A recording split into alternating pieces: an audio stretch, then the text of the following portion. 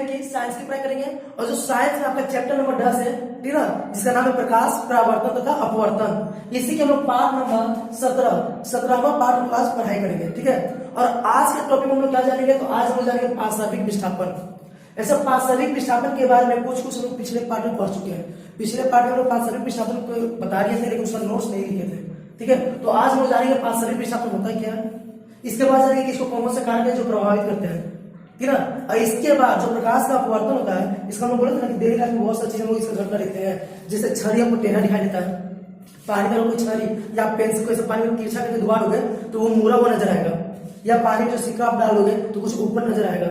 या मछुआरा लोग जो होता है मछली को मारता है तो उसको मारने में बड़ी दिक्कत होता है, क्योंकि मछली क्या होता है अपने सही जगह पर दिखाई नहीं देता। वास्तविक स्थान पर मछली क्या होता है, मछुआरे को दिखाई नहीं देता है, इसलिए उसको मछली को मारने में क्या हो जाता है, दिक्कत हो जाता है।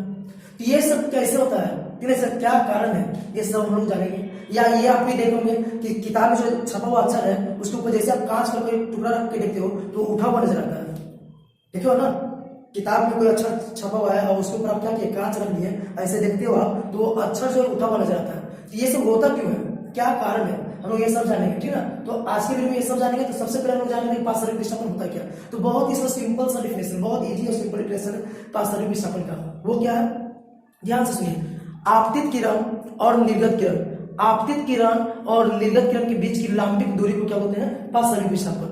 नहीं समझाया। तो पिछला पाठ में आपको ऐसे फिगर बना के दिखाए थे, वहां पर लिखे हुए थे किसको बोलते हैं, आपतित किरण, इसको बोलते हैं विलंब, ये हो गया अपवर्तित किरण, और ये हो गया निर्गत किरण, ये हो गया निर्गत किरण। ध्यान से सुनिए, ये आपका क्या है, निर्गत किरण। और आपतित किरण को ये ना, इसको हम आगे बढ़ाते हैं तो यहाँ पर आया, तो देखिए ये निर्गत किरण और ये आपतित किरण। तो निर्गत किरण और आपतित किरण के बीच में जो लंबिक दूरी है इसी को क्या बोलते हैं, पार्श्विक विस्थापन।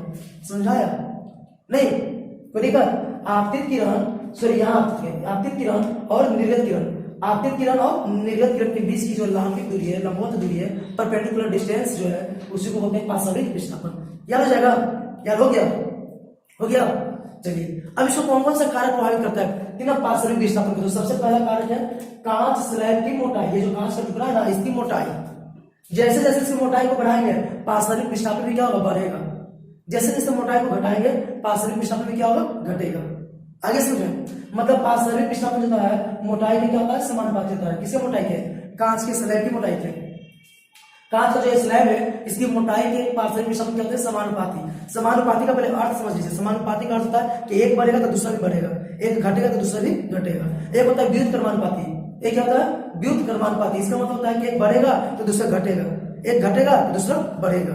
आगे समझ में। तो समानुपाती आपको लिखा ना, इसका मतलब ये हुआ कि अगर हम मोटाई को बढ़ाते हैं, कांच की स्लैब की मोटाई को बढ़ाएंगे तो पार्श्विक विस्थापन क्या होगा, बढ़ेगा। कोई दिक्कत। चलिए दूसरा पॉइंट यह करा है कि जो पार्श्विक विस्थापन होता है वो आपतन कोण के भी समानुपाती होता है। आपतन कोण के भी समानुपाती होता है, मतलब आपतन कोण यहाँ पर होता है ना, तो ये आपतन कोण को जैसे जैसे बढ़ाते हैं वैसे वैसे क्या होगा, पार्श्विक विस्थापन भी बढ़ेगा। आए समझ।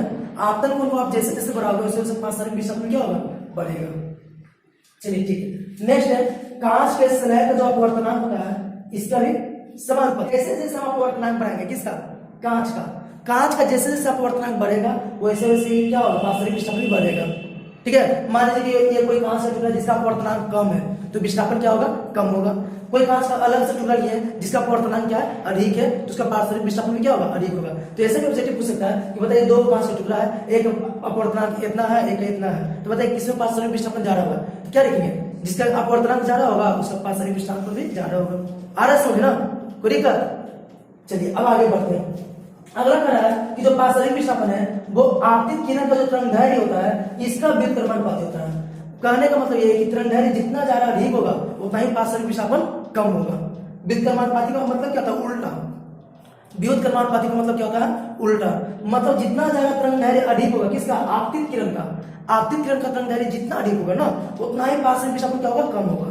और जितना तरंगदैर्घ्य कम होगा उतना ही पार्श्विक विस्थापन क्या होगा, अधिक होगा। आगे समझ में, कोई दिक्कत। तो इतना समझा गया, क्या क्या बताया, यही ना बताया कि पार्श्विक विस्थापन किससे करते हैं। तो सर आपतित किरण और निर्गत किरण के बीच की जो लंबिक दूरी है इसको बोलते हैं पार्श्विक विस्थापन। कौन कौन सा कारक प्रभावित करता है जी। तो सर सबसे पहले कांच की मोटाई, स्लैब की मोटाई। मोटाई का क्या होता है, पार्श्विक विस्थापन होता है। मोटाई का क्या होता है, समानुपाती होता है। मतलब जितना ज्यादा मोटा होगा उतना ही पार्श्विक विस्थापन अधिक होगा, जितना मोटाई कम होगा पार्श्विक विस्थापन उतना ही कम होगा। दूसरा क्या था, आपतन कोण। जितना ज्यादा आपतन कोण होगा उतना ही पार्श्विक विस्थापन भी ज्यादा होगा, और जितना आपतन कोण कम होगा पार्श्विक विस्थापन भी उतना कम होगा, मतलब दोनों समानुपाती होता है। नहीं, तीसरा क्या था, अपवर्तनांक।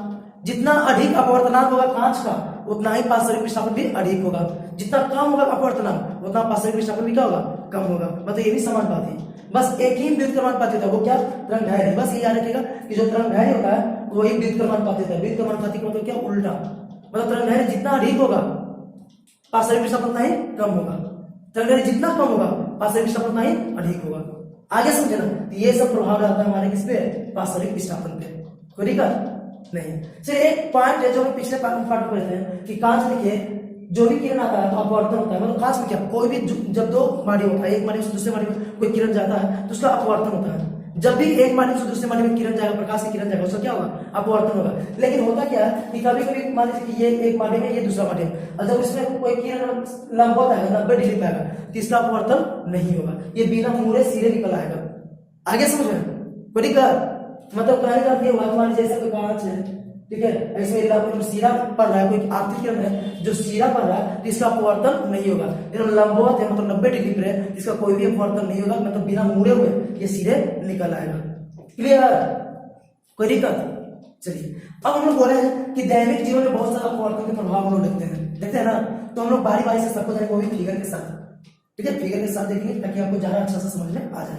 तो सबसे पहले हम जाएंगे कि पानी में जो डूबा हुआ छड़ी होता है वो मुड़ा क्यों दिखता है, या छोटा दिखता है या मुड़ा हुआ दिखता है, क्यों, क्या कारण है। तो चलिए फिर इसको छोड़ते हैं, पहले यहाँ पर देखते हैं। देखिए ये हमारा छड़ी है ए बी सी, ये जो दिख रहा है ना ये हमारा छड़ी है, और ये जो पानी है मतलब नीचे इसका क्या है, पानी है। हम ऐसे नहीं किया ताकि गंदा लगेगा, ठीक है, इसे इसको करने की जगह पर क्या किए, नीचे हम लिख दिए कि नीचे क्या है, पानी है, ऊपर क्या है, हवा है। कोई दिक्कत, अगर इसे सब पानी दिखाएंगे तो थोड़ा सा गंदा हो जाएगा फोटो, तो हमको करना क्या है, ऊपर लिख देना हवा, नीचे पानी। आपका छड़ी कौन है, ए बी सी, ये आपका क्या दिख रहा है, छड़ी है।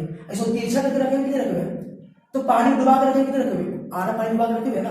अब होता क्या है कि छड़ी का जो किनारा है पानी में जो डुबा हुआ किनारा कौन है, सी है ना, इससे जो किरण जा रहा है, तो देखिए यहाँ से ऐसे किरण जा रहा है ना, तो जैसे ही पानी में से हवा में जाएगा तो क्या होगा, आपको अभिलंब से दूर भागेगा कि भागेगा। पिछले पार्ट में लोग पढ़ाए थे कि जब भी क्या होता है सघन माध्यम से विरल माध्यम में जाएगा, सघन माध्यम में ना पानी क्या है, सघन माध्यम, हवा क्या है, विरल। पिछले पार्ट में बता देते कि ये क्या है, सघन, ये क्या है, विरल। तो जब भी सघन माध्यम से विरल माध्यम में किरण जाता है तो अभिलंब से दूर भागता है, लेकिन अभिलंब से दूर भाग नहीं भागा, ये भी किरण जो सघन माध्यम से विरल माध्यम में जाती है ये अभिलंब से दूर भाग नहीं भागा। अब इसको हम आगे बढ़ाते हैं तो कहां पर, यहाँ होना, तो आंख को ये जो बिंदु है ये यहाँ नहीं दिख करके कहां दिखेगा, यहाँ पर, मतलब छड़ी ऐसे ना दिखे तो छड़ी कैसे दिखेगा, ऐसे। तो देखिए तो जरा छड़ी आपको मुड़ा हुआ नजर आया, यहाँ से मुड़ा हुआ नजर आया, और साथ में कुछ छोटा नजर आया कि नहीं आया। तो इसको लिखेंगे कैसे, शब्द लिखेंगे कि जब हम किसी भी छड़ी को पानी में तिरछा करके डुबा करके रखते हैं तो होता क्या है ना कि प्रकाश के अपवर्तन के कारण छड़ी मुड़ा हुआ दिखता है, प्रकाश के अपवर्तन के कारण छड़ी क्या होता है, मुड़ा हुआ दिखता है, छोटा दिखता है। कैसे, तो जो छड़ी का किनारा सी है, छड़ी का जो किनारा सी है, इससे जो किरण क्या होता है, पानी से जब हवा में आता है तो अपवर्तन के कारण क्या होता है, अभिलंब से दूर हट जाता है, अपवर्तन के कारण अभिलंब से क्या होता है, दूर हट जाता है। तो आंख को ये किरणें कहां से आते हुए नजर आता है, बिंदु डी से। आंख को ये किरणें कहां से आते हुए नजर आता है, बिंदु डी से। है कहां पर, है सी पर, और नजर कहां पर आ रहा है, बिंदु डी पर। इस प्रकार से जो छड़ी है वो क्या दिखता है, ए बी डी, छड़ी क्या दिखा देता है, A B D, A B D है छड़ी क्या है, ए बी सी, लेकिन डी क्या है, ए बी डी, अर्थात मुड़ी हुई दिखाई देती है। क्या लोग यार इजी है कि लीजिए, समझ आया, लिख दोगे खुद से, एक बार फिर से लिखेंगे क्या कि जब भी किसी छड़ी को पानी में हम डुबा कर रखते हैं, ठीक है, तिरछा करके डुबा कर रखते हैं, छड़ी क्या, पेंसिल भी रह सकता है या कोई भी चीज रह सकता है। तो होता क्या है कि इसका जो सिरा है ना, इसे सिरे से जो आती किरणें हैं जैसी पानी से हवा में आती है तो अपवर्तन के कारण क्या होता है, अभिलंब से दूर हट जाता है ना। तो ये किरणें आपको कहां से आते नजर आता है, उसी से एक अलग बिंदु होता है, बिंदु डी से अलग आते हुए नजर आता है ना। तो इस प्रकार से छड़ी जो है वो क्या दिखाई देता है, छड़ी आपको दिखता है ए बी डी की तरह छड़ी दिखता है, अर्थात मुड़ी हुई दिखाई देता है, लेकिन रियल में मुड़ा हुआ नहीं होता है। ऐसा समझना। अब हम लोग जानेंगे क्या कि पानी में जो रखा हुआ सिक्का होता है या पानी कुछ भी रखा हुआ जो चीज होता है वो अपने जगह पर से कुछ ऊपर नजर आता है, क्यों, या फिर पानी में जो मछली होता है उसको मारने में मछुआरों को दिक्कत होता है ना, क्यों, वो दोनों जानेंगे, ठीक है ना। तो अगले पार्ट में इसी पार्ट में जानेंगे, लेकिन इसको साफ करने के बाद। तो सबसे पहले करना क्या कि आप इसे स्क्रीनशॉट कर लीजिए, तो लिए नहीं होंगे तो जल्दी से आप इसका क्या कीजिए, स्क्रीनशॉट ले लीजिए, क्योंकि आपको नोट्स भी बनवाते जा रहे हैं ना, हम हर एक वीडियो में आपको क्या करते जा रहे हैं, नोट्स बनवाते जा रहे हैं, नहीं जा रहे हैं। तो आप अगर इसका स्क्रीनशॉट ले लेते हो तो आप आगे का नोट्स बनकर क्या हो जाएगा, तैयार हो जाएगा। ठीक है। तो जल्दी से आप इसे क्या कीजिए, स्क्रीनशॉट ले लीजिए ताकि आप नोट्स में आपका क्या हो जाए, तैयार हो जाए। तो मेरे आप इसे स्क्रीनशॉट ले लिए होंगे। अब हम इसको क्या कर लेते हैं, साफ कर लेते हैं और अगला क्वेश्चन की ओर बढ़ते हैं। प्रश्न आपका क्या है कि पानी से भरी बाल्टी की गहराई कम क्यों नजर आता है। जो हम पानी से भरी बाल्टी है, आप घर में खुद से देख सकते हो, एक बाल्टी ले लीजिए, उसमें पानी भर दीजिए, आप ध्यान से देखोगे तो उसकी गहराई कम नजर आएगा। या कोई स्विमिंग पूल है, ठीक है, तो उसमें आप झांक कर देखते हो तो स्विमिंग पूल की गहराई भी कम नजर आता है। या कहीं पानी जमा हुआ खेत समय तो आपको देखने लगा इतना ही पानी है, लेकिन आप जब घुसते हो तो कहाँ चले जाते हो, नीचे नहीं घुसे तो नीचे चले जाते हो, अरे बाप रे इतना गहरा है, ठीक है। और कहते ना अरे कीचड़ और कीचड़ घुसे हो, तो नहीं होता है कि कीचड़ होता है, लेकिन देखने में ऊपर से लगता है कि पानी की गहराई कम नजर आता है, लगता है कि मटिया ऊपर आ जाए, लगता है कि मट्टी ऊपर आए मतलब पानी कम है, और घुस जाते तो पता चलता है कि इतना पानी है ना। तो क्यों क्या होता है वहां पर, तो वहां भी यही प्रकाश का अपवर्तन, ठीक है। कैसा होता है, तो यहाँ से जाने के फिगर यहाँ पर है। या कभी यही पूछेगा कि पानी में जो सिक्का रखा हुआ है, ठीक है, वो ऊपर क्यों नजर आता है, तो जब गहराइया कम नजर आएगा तो सिक्का ऊपर उठा नजर नहीं आएगा।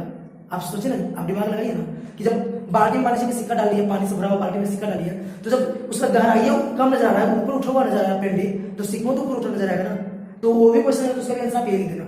ये इससे रिलेटेड बहुत सारा क्वेश्चन आ सकता है, तो हम आपको समझने के लिए 3 क्वेश्चन बता रहे हैं, एक तो बता दिए, 2 और बता रहे हैं। अब ऐसा बहुत सारा क्वेश्चन हो सकता है, तो हर एक को बताना पॉसिबल नहीं है। अब इतना सब समझ सकते हो, खुद से लिख सकते हो नहीं, तो चलिए इसको समझते हैं। तो देखिए पानी से भरा हुआ बाल्टी दिख रहा है आपको, दिख रहा है आपको, ये देखना नहीं है, बस ये देखिए अपने आप ये समझ में आ जाएगा।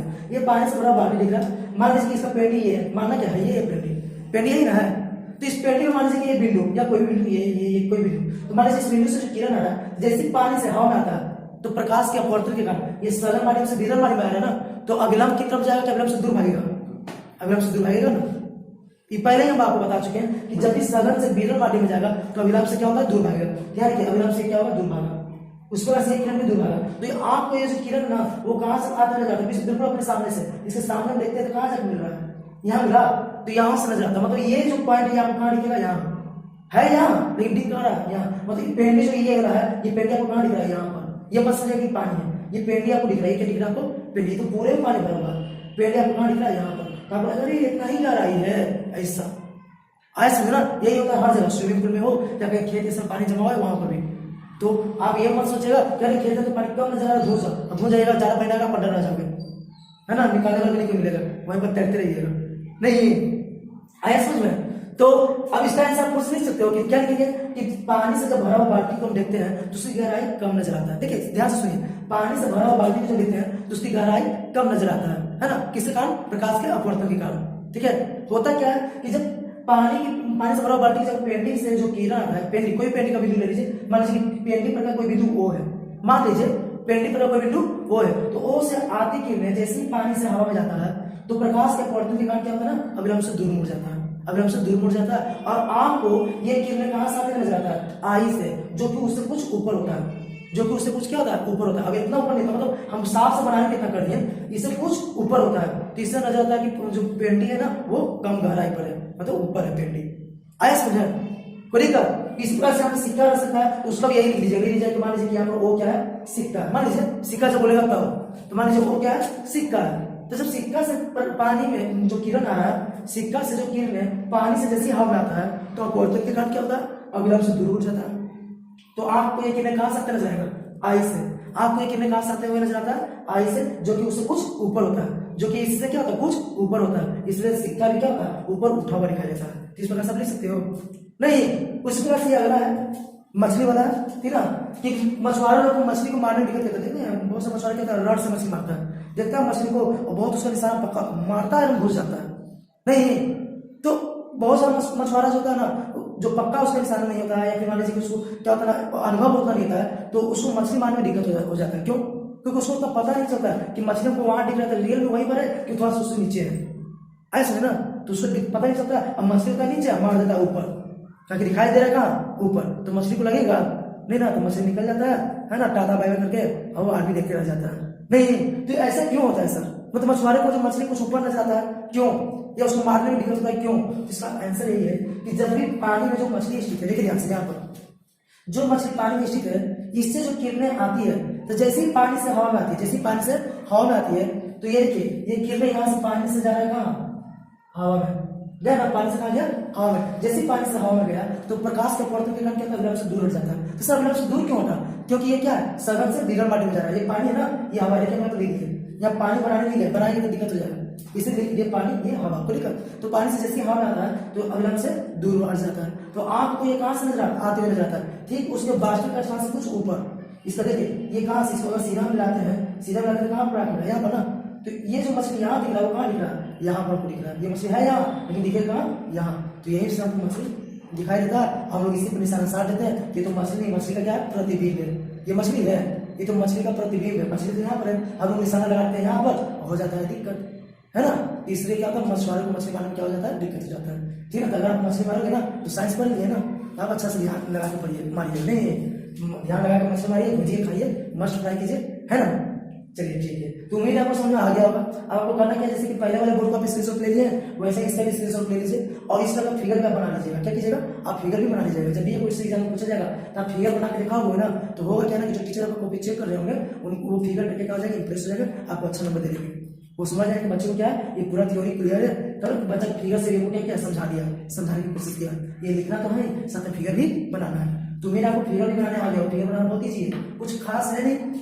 बस देखिए ये यहाँ से गया पर्दे का बोल गया, हाँ ये जो पूरा ना इसी को सीधा बढ़ा दिया, इसको सीधा बढ़ा दिया, कहीं नहीं मिलेगा, जहाँ पर मिलेगा वहाँ पर एक बढ़ेगा।